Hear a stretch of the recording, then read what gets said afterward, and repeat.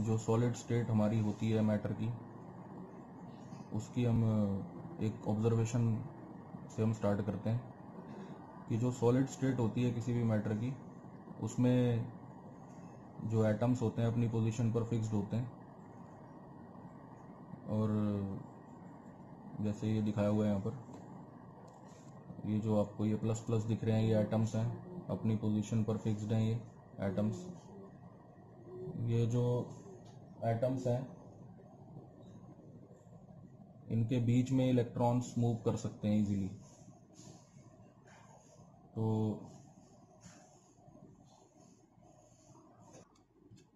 तो ये जो एटम्स हैं हमारे, ये अपनी पोजीशन पर फिक्स्ड हैं। इनका पोटेंशियल है, पॉजिटिव पोटेंशियल है इनका। तो ये जो पूरी अरेंजमेंट है, ये वाली, ये एटम्स की अरेंजमेंट, इसे हम कहते हैं periodic potential in a crystalline solid. तो ये बनता है आपका periodic potential in crystalline solid. तो यही चीज़ यहाँ लिखी हुई है, in a solid the atoms are closely packed very close to each other due to which the electric potential inside the crystal becomes a periodic function. This can be explained as follows.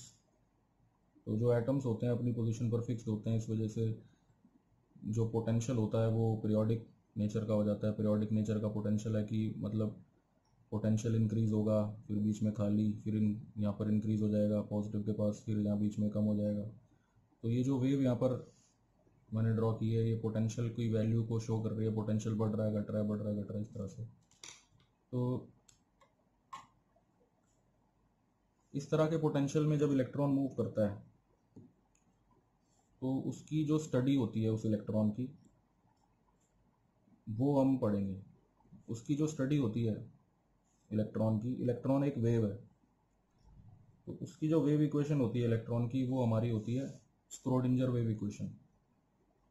तो अगर इस तरह का periodic potential हम मान लें और electron इस पीरियोडिक पोटेंशियल में जा रहा है, तो उस इलेक्ट्रॉन की जो वेव इक्वेशन होगी, इलेक्ट्रॉन एज अ वेव, वो क्या होगी? वो ये होगी स्क्रोडिंजर वेव इक्वेशन, ये जो लिखी हुई है यहाँ पर, ये वाली, d2 psi बाय dx2 plus 2m by h cross का square e minus V naught into psi equal to 0। ये जो हमने इक्वेशन लिखी ये वाली, इसमें जो ये वी नॉट है, ये हम ये मानकर चल रहे हैं कि एक फिक्स पोटेंशियल यानी कांस्टेंट पोटेंशियल है। ठीक है, अगर पोटेंशियल सब जगह कांस्टेंट हो तो इक्वेशन में यहाँ पर हम क्या लिखेंगे? वी नॉट लिखेंगे। यहाँ पर साई हमारा क्या होता है? इलेक्ट्रॉन का वेव फंक्शन, एम इलेक्ट्रॉन का मास है, और एच क्रॉस यहाँ पर हमारा प्लैंक्स क्वांटम नंबर होता है। एच क्रॉस को हम कैसे डिफाइन करते हैं? एच अपॉन 2 पाई। तो मैं क्या बता रहा था कि ये वेव इक्वेशन में जो वी नॉट है यहाँ पर, ये क्या रिप्रेजेंट करता है? Constant potential. ये इलेक्ट्रॉन जब आपका किसी ऐसे स्पेस में चला जाए जहां पर पोटेंशियल फिक्स नहीं है, पोटेंशियल वेरिएबल है, ठीक है ना, तो फिर हम वी नॉट नहीं लिखेंगे, वी नॉट की जगह वी एक्स लिखेंगे। तो अगर हम किसी ऐसे स्पेस में चले जाएं, वही यहाँ लिखा है, but when the particle moves across a periodic potential then we replace V naught by V x.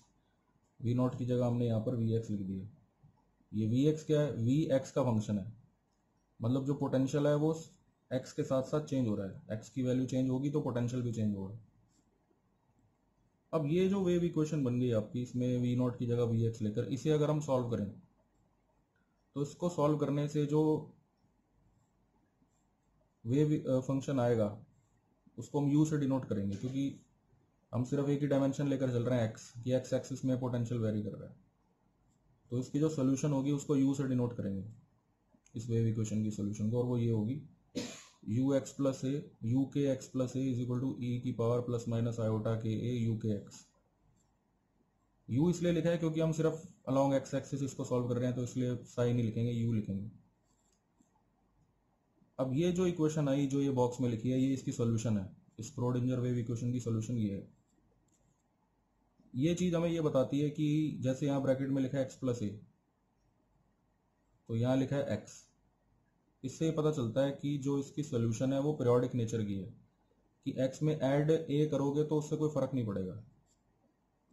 तो इस तरह की जो ये सोल्यूशन है, इस सोल्यूशन को हम एक स्पेशल नाम दे देते हैं block equation. This is called block equation, यानी कि जब स्क्रोडिंजर वेव इक्वेशन को जब आप सॉल्व करोगे पीरियोडिक पोटेंशियल के लिए, तो जो उसकी सोल्यूशन आएगी वो ये आएगी, इसे हम ब्लॉक इक्वेशन कहेंगे। अगर हम इसको सॉल्व करें पीरियोडिक पोटेंशियल में, जैसे आपका इलेक्ट्रॉन जा रहा है, अब अगर उस इलेक्ट्रॉन को एज अ वेव इक्वेशन यानी स्क्रोडिंजर वेव इक्वेशन बनाकर मैं उसको सॉल्व करूं पीरियोडिक पोटेंशियल के लिए, तो जो वो इक्वेशन की जो सोल्यूशन होगी, फिर उसका जो हम एनालिसिस करेंगे और उससे जो कंक्लूजन्स निकलेंगी, तो उसको एज अ मॉडल की तरह हम प्रेजेंट कर सकते हैं। इस मॉडल को कहते हैं Kronig Penney model. Kronig Penney model क्या है कि इलेक्ट्रॉन है, इलेक्ट्रॉन को आप स्टडी कर रहे हो कि वो इलेक्ट्रॉन कहाँ मूव कर रहा है पीरियोडिक पोटेंशियल में, यानी कि किसी सॉलिड में जब वो इलेक्ट्रॉन मूव करेगा, तो जब हम उसे स्टडी करेंगे तो उसके जो आउटकम्स आएंगे, उसका बिहेवियर कैसा होगा उस इलेक्ट्रॉन का, तो उसको एज ए मॉडल की फॉर्म में प्रेजेंट करेंगे। That model is called Kronig Penney model. तो इसमें जब भी आपको एग्जाम में आएगा तो आपको स्क्रोडिंजर वेव इक्वेशन सॉल्व करनी है। किसके लिए सॉल्व करनी है? पीरियोडिक पोटेंशियल के लिए सॉल्व करनी है। पीरियोडिक पोटेंशियल आप ऐसे ही शो करोगे ग्राफ बनाकर कि यहाँ पर पोटेंशियल जो है वो वी नॉट है। जब आप जीरो से माइनस बी के डिस्टेंस तक जा रहे हो, जीरो से माइनस बी तक, तो पोटेंशियल वी नॉट है। जब आप जीरो से ए जाओगे तो ये नीचे है ग्राफ, यानी पोटेंशियल जीरो है। तो इसको ऐसे मैथमेटिकली लिख लिया हमने, ये दिख रहा है आपको, जीरो से ए के बीच में ये ग्राफ नीचे है, यानी पोटेंशियल जीरो है। जीरो से ए के बीच में वी एक्स की वैल्यू जीरो है। लेकिन अगर आप जीरो से माइनस बी जा रहे हो, इधर देखो ग्राफ में ये ऊपर है, वी नॉट है, तो माइनस बी से जीरो के बीच में ये वी एक्स यानी पोटेंशियल की वैल्यू वी नॉट है। अब मुझे ये वी एक्स मेरे पास आ गया, वही जो मैं अभी पिछले टॉपिक में ब्लॉक इक्वेशन में मैंने वी एक्स लिखा था, तो समझ लो वो वी एक्स ये वाला वी एक्स है। तो इस वी एक्स को जब हम यहाँ पुट करते हैं स्क्रोडिंजर वेव इक्वेशन में, तो उसको अब हमें सॉल्व करना है। सॉल्व करने का जो तरीका है वो थोड़ा डिफरेंट है। हम पहले एक बेसिक स्क्रोडिंजर वेव इक्वेशन लिखते हैं। बेसिक स्क्रोडिंजर वेव इक्वेशन लिखिए, D two psi by D x two plus two M E by H cross square psi equal to zero. ये बेसिक इक्वेशन है अलॉन्ग एक्स एक्सिस। अब यहाँ पर E minus we था, जो हमारा formula था उसमें E माइनस वी एक्स था, बट हम कौन से रीजन में, यह लिखा है कंसिडरिंग रीजन वन। तो रीजन वन में आपको दिखाई दे रहा है कि रीजन वन में क्या लेकर चलनी है, V की वैल्यू जीरो। रीजन वन में V की वैल्यू जीरो लेकर चलनी है, तो इसलिए E माइनस वी था ना फॉर्मूले में, स्क्रोडिंजर वेव इक्वेशन के फॉर्मूले में E माइनस वी था, तो V जीरो हो गया रीजन वन में। तो ये स्क्रोडिंजर वेव इक्वेशन आई। अब इसमें जो ये वाला पार्ट है two M E by H cross square, इसको हमने मान लिया बीटा स्क्वायर। ये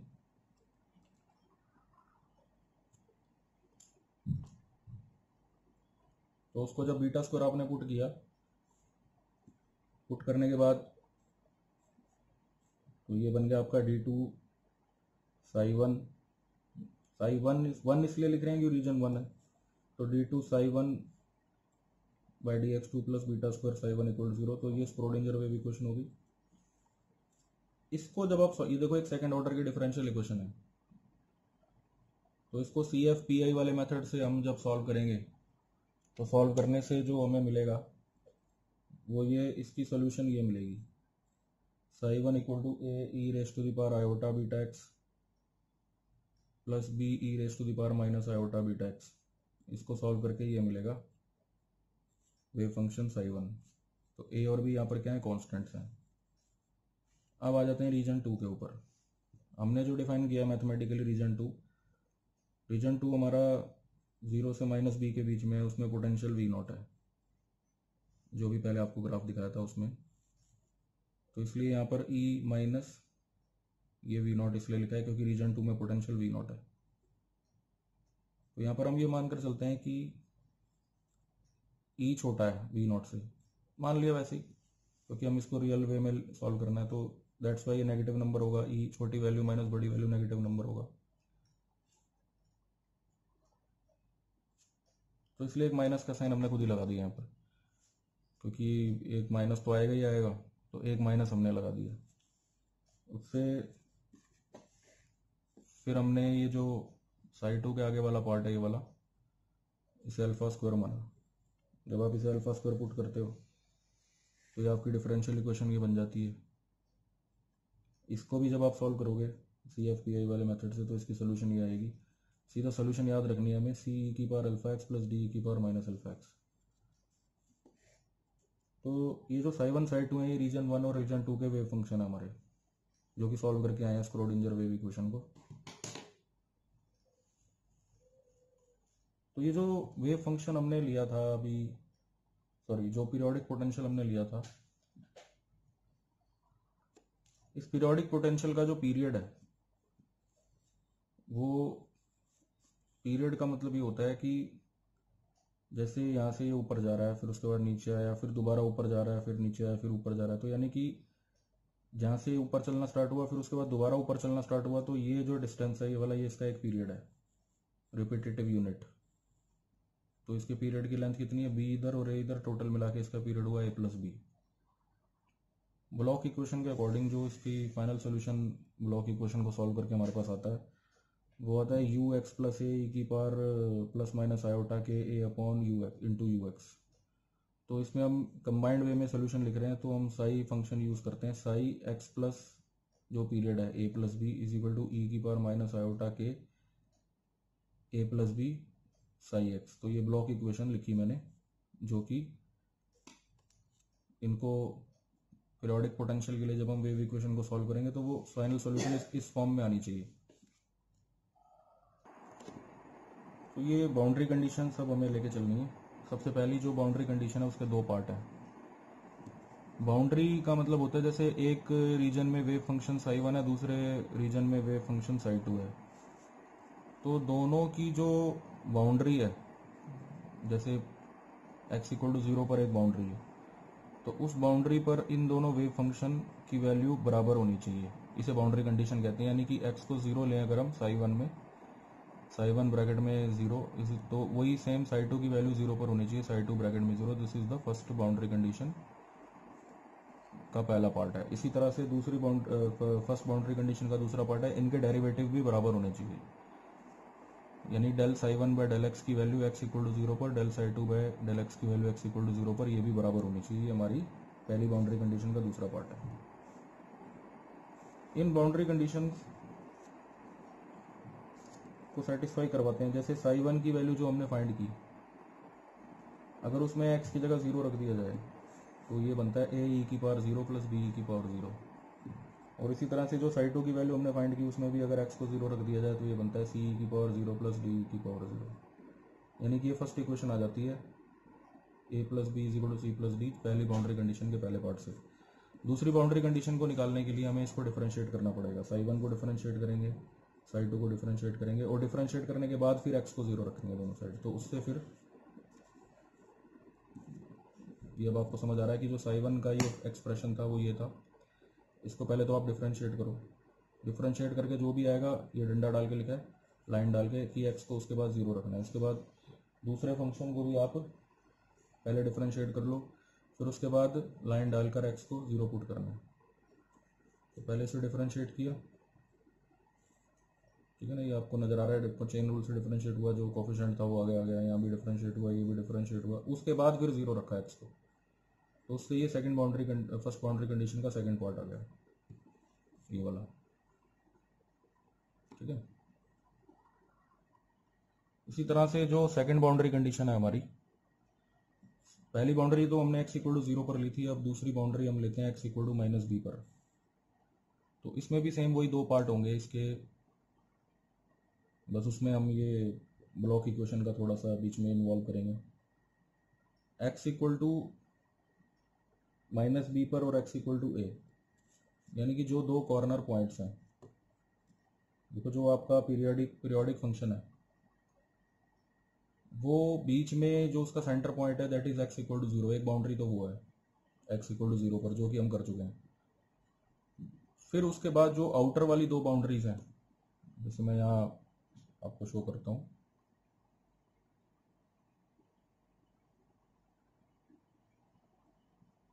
ये बिल्कुल बीच में ये x इक्वल टू 0, ये एक बाउंड्री, ऐसे ही x इक्वल टू a ये एक बाउंड्री है, और x is equal to minus b ये एक बाउंड्री है। दिस इज रीजन, ये दो रीजन्स हैं, ये एक रीजन है, ये दूसरा रीजन है, तो उनके बीच में एक बाउंड्री तो ये वाली हुई। इसके बाद इसका अगला पीरियड चालू हो जाएगा, तो ये भी एक बाउंड्री है, क्योंकि इसके बाद नेक्स्ट पीरियड चालू हो जाएगा, फिर ये ग्राफ ऊपर जाएगा। और ये भी एक पीरियड है x equal to minus B पर, इसके पीछे जो ग्राफ होगा वो पीछे का पीरियड होगा, यानी कि पीछे ऐसे नीचे फिर ऊपर इस तरह से। तो ये बीच वाली बाउंड्री तो हम कर चुके हैं x इक्वल टू 0। अब हमें ये दो बाउंड्रीज करनी है, एक x इक्वल टू a और एक x equal to minus B. तो first of all wave function psi 2 की value x equal to minus B पर, ठीक है, ये रीजन 2 है और ये रीजन 1 है, और साई 1 की value x equal to a पर। और बीच में ये क्यों आया, क्योंकि ब्लॉक इक्वेशन के अकॉर्डिंग जब आप ये प्रॉपर्टी अप्लाई करोगे, साई 2 जो सोल्यूशन बनेगी फाइनल हमारी, उसमें ये एक्सपोनेंशियल टर्म बीच में आनी चाहिए, तो इसको लेकर चलना जरूरी है यहाँ पर, ठीक है ना, क्योंकि आप ये दो एंड पॉइंट्स ले रहे हो, उनके बीच का सेपरेशन क्या है, इन दोनों पॉइंट्स के बीच का सेपरेशन है a प्लस बी, तो इसलिए e की power minus iota K a plus B आएगा यहाँ पर। इससे पिछले केस में ये एक्सपोनेंशियल टर्म इसलिए नहीं आई थी क्योंकि ये बीच में आपने x इक्वल टू 0 था, तो e की पावर 0 1 होता है इसलिए वो नहीं था, ठीक है ना। वही चीज़ यहाँ लिखी है, e की power minus iota K a plus B comes as per the Bloch equation. इसी तरह से जो सेकंड बाउंड्री कंडीशन का दूसरा पार्ट है, इनके डेरिवेटिव को भी इक्वल होना चाहिए, x equal to minus B पर और x इक्वल टू a पर। और ये एक्सपोनेंशियल टर्म क्यों आई, क्योंकि ये as per the Bloch equation, ठीक है, क्योंकि ये जो पीरियड है a प्लस बी आप ये लेकर चल रहे हो ना, दोनों बाउंड्रीज के बीच में सेपरेशन है, इसलिए ये एक्सपोनेंशियल टर्म आएगी। तो सेकंड बाउंड्री कंडीशन के दो पार्ट हैं, एक सी और एक ये डी। तो पहले हम ये वाला जो पार्ट है इसको इवेल्युएट करते हैं। साई 2 की वैल्यू जो भी हमने फाइंड की थी उसमें बस x को माइनस बी रख दो, फिर ये टर्म बाहर रहेगी। साई 1 की वैल्यू जो भी हमने निकाली थी उसमें x की जगह a रख दो, तो उससे आपके पास ये आ जाएगा। साई 2 में b रखा x को, लेफ्ट हैंड साइड पर ही आया, ये एक्सपोनेंशियल वाले टर्म ऐसे की ऐसी बाहर है। राइट हैंड साइड पर जो साई 1 था उसमें x की जगह a रख दिया, ठीक है ना। x को यहाँ माइनस बी रखा था, यहाँ पर हमने साई 1 में x की जगह a रखा, ये एक्सपोनेंशियल वाली टर्म वैसे की वैसी बाहर है, तो ये भी एक इक्वेशन हो गई 6।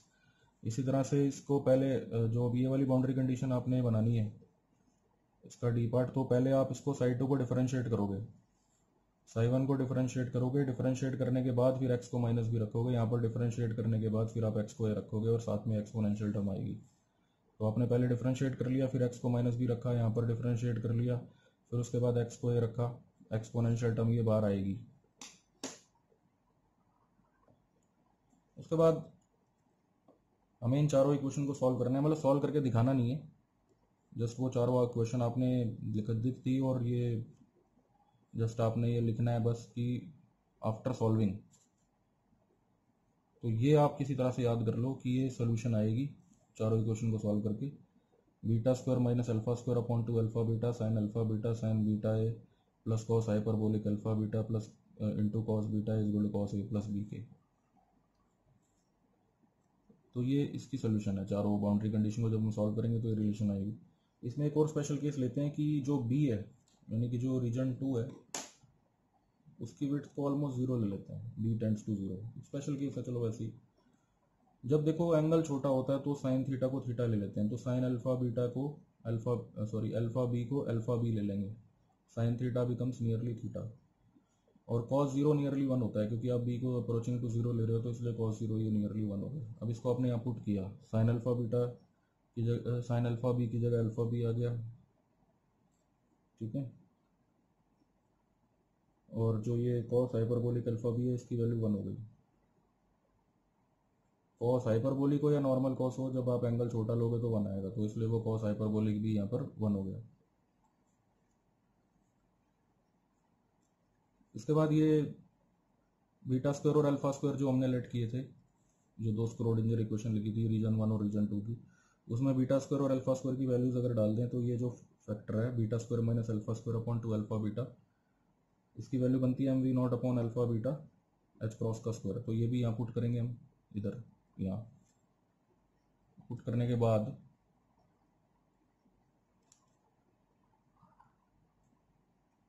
पुट कर देते हैं। उसके बाद ये अल्फा से अल्फा कैंसिल हो जाता है। सिंप्लीफाई करके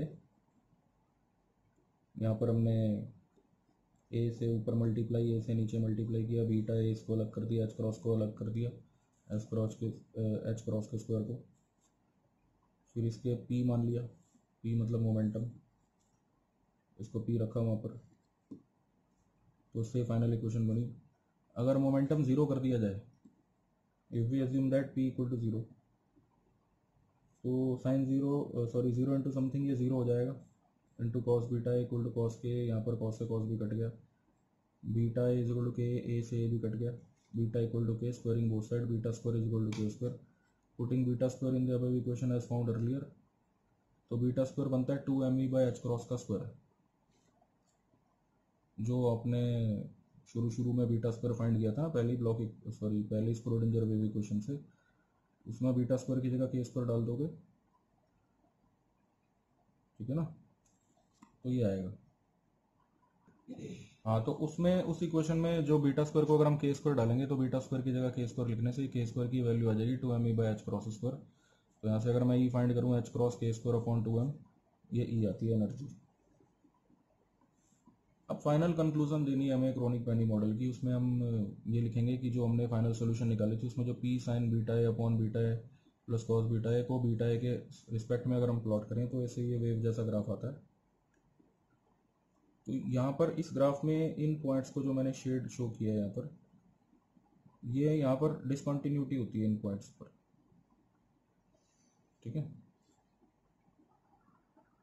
तो इन पॉइंट्स को हम एक अलग वे में एक्सप्लेन करेंगे।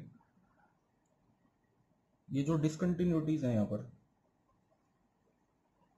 एक्चुअली में इन पॉइंट्स पर ये डिसकंटिन्यूटीज आती हैं। जैसे ये वाले पॉइंट पर हमने देखा कि बीटा ए की वैल्यू जब आपकी 2 पाई होगी, या मान लो बीटा ए की वैल्यू -2 पाई होगी, बीटा ए की वैल्यू पाई होगी, बीटा ए की वैल्यू -पाई होगी, तो यहाँ पर इस वैल्यू में डिसकंटिन्यूटी आएगी, यानी मोमेंटम में डिसकंटिन्यूटी आएगी। तो इनको हमने शेड करके शो किया यहाँ पर, ठीक है ना। एक्चुअली में ये जो वैल्यू हमें दे रही हैं, जैसे बीटा ए को मैंने लिखा ±n पाई,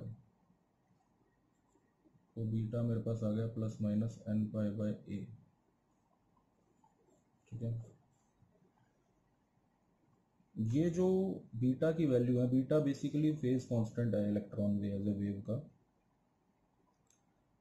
तो ये जो शेडेड रीजन्स हैं ये इन इलेक्ट्रॉन्स की अलाउड स्टेट्स हैं, मतलब इलेक्ट्रॉन यहाँ पर हमें मिलेगा। अब जैसे मान लो एक क्रिस्टल है, एक पीरियोडिक क्रिस्टल है जिसमें कि बहुत सारे बिलियंस ऑफ एटम्स हैं।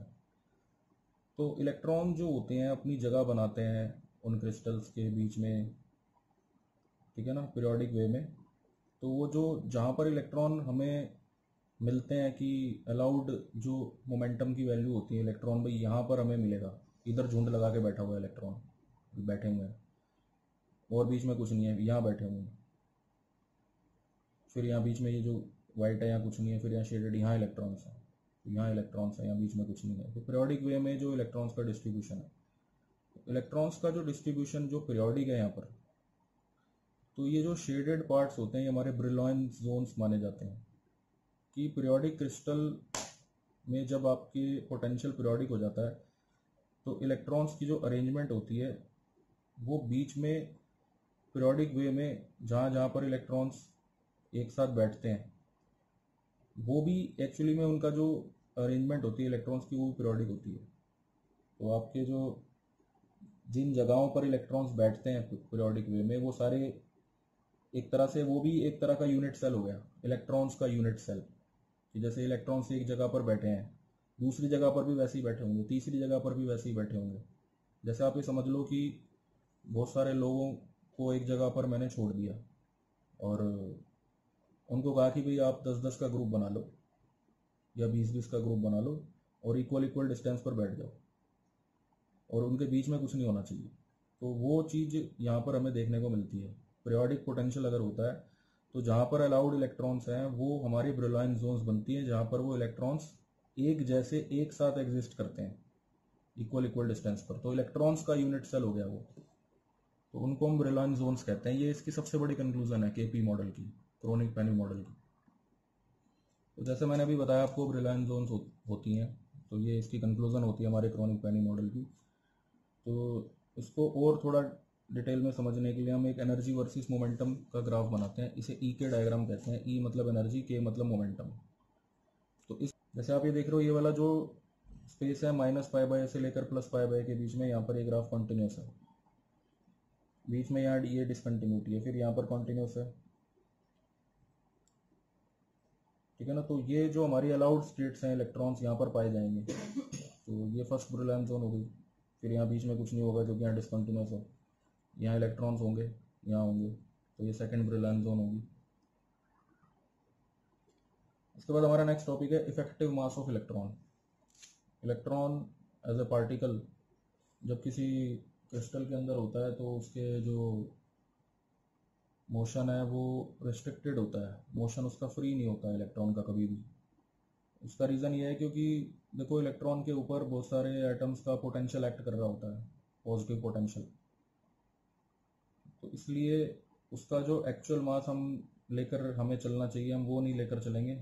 हम उसका मास, बिकॉज उसके ऊपर एटम्स का पोटेंशियल एक्ट कर रहा है, तो उसके मास को हम ये मानकर चलेंगे कि थोड़ा सा उसका मास मॉडिफाइड है, उसे हम बोलेंगे इफेक्टिव मास, ठीक है। तो उसको समझने के लिए सबसे पहले आप de Broglie relation lambda is equal to h/p, तो p यहाँ से आ गया h/λ, इसको 2π से मल्टीप्लाई डिवाइड कर लिया, h/2π को h क्रॉस कहते हैं, 2π/λ को k कहते हैं, तो ये पहला फॉर्मूला बन गया, p is equal to h cross k, momentum is equal to h cross k, ये होता है। फिर उसके बाद प्लैंक्स क्वांटम थ्योरी के अकॉर्डिंग ई को लिखा h म्यू। ई को हमने h को 2π से डिवाइड किया और ये मतलब 2π से मल्टीप्लाई डिवाइड किया, h/2π हमारा होता है h क्रॉस, 2π न्यू की जगह हमने लिखा ओमेगा, तो h क्रॉस को उधर ले गए, ओमेगा की वैल्यू हो गई h क्रॉस। ग्रुप वेलोसिटी का एक ये फॉर्मूला होता है, ग्रुप वेलोसिटी हमने EMFT में, सॉरी जो इलेक्ट्रोमैग्नेटिज्म पढ़ा था, तो अगर आपने वेव क्वांटम मैकेनिक्स पढ़ा हो तो उसमें भी बताया था, ग्रुप वेलोसिटी का ये फॉर्मूला होता है d⍵/dk। इसमें ये ओमेगा की वैल्यू जो हमने यहाँ से फाइंड की E/h क्रॉस, वो यहाँ पुट किया, यहाँ से फिर h क्रॉस को नीचे से एज ए कॉन्स्टेंट बाहर निकाला, नाउ इट बिकम्स dE/dk, और 1/h क्रॉस ये बाहर आ गया। इसमें dt से मल्टीप्लाई डिवाइड,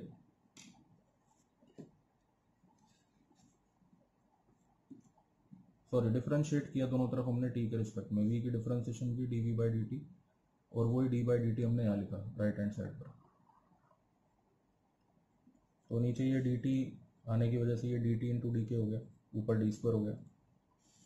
फिर इसको हमने dk से मल्टीप्लाई डिवाइड किया यहाँ पर, फिर इस dk को हम इस dt की जगह ले आए, मतलब सॉरी ये dk इंटू dk स्क्वायर कर दिया, और ये dt जो इधर था इसको उठाकर इधर ले आए dk के नीचे। वर्क डन, इसको 5 मान लिया। वर्क डन का ये फॉर्मूला होता है एनर्जी यानी फोर्स इंटू डिस्प्लेसमेंट। फोर्स को सॉरी डिस्प्लेसमेंट को हम लिख सकते हैं वेलोसिटी इंटू टाइम, तो dx की जगह आ गया v dt। उसके बाद जो v का एक एक्सप्रेशन था हमारे पास, v का एक्सप्रेशन था जैसे अभी हमने देखा 1/h क्रॉस इंटू d/dk, वो रखा, d से d कट गया,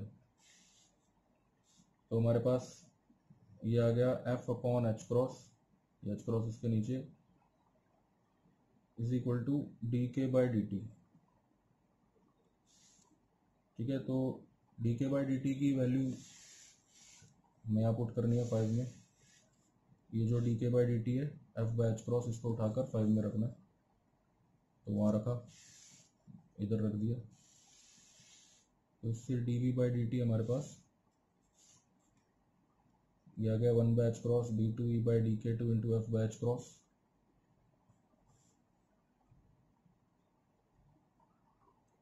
dv/dt का मतलब होता है rate of change of velocity, वो होता है एक्सेलरेशन। तो यहाँ पर हमारे पास आता है 1/h cross square into d2e/dk2 f को a के नीचे ले जाते हैं एक्सेलरेशन अपॉन फोर्स, फिर इसको रेसिप्रोकल किया so that it becomes force upon acceleration both side, force upon acceleration mass होता है, यही हमारा इफेक्टिव मास है, इसके ऊपर हमने स्टार लगा दिया m स्टार। इफेक्टिव मास एक बहुत ही इंपॉर्टेंट पैरामीटर है, उसकी भी अगर हम with respect to momentum plot करें तो उसका एक ग्राफ इस तरह से देखने को मिलता है, ना सीधा इसको याद रखना है बस। फिजिकल सिग्निफिकेंस में आपको ये 2 पॉइंट आप मेंशन करोगे, जो इफेक्टिव मास होता है आपके जो जो कंडक्टर्स होते हैं, क्योंकि उनका जो वैलेंस बैंड है पार्शली फील्ड होता है, तो इसलिए उसका इफेक्टिव मास और एक्चुअल मास इक्वल है, लेकिन सेमीकंडक्टरों या इंसुलेटर उनका जो वैलेंस बैंड है पूरी तरह से फेल होता है, तो उसका इफेक्टिव मास एक्चुअल मास से डिफरेंट होता है। तो इफेक्टिव मास की जो ज़्यादा इंपॉर्टेंस आ जाती है वो 2 तरह के सॉलिड्स के लिए आ जाती है, एक आपके सेमीकंडक्टर्स के लिए और एक इंसुलेटर्स के लिए, तो ये सिग्निफिकेंस है इसकी।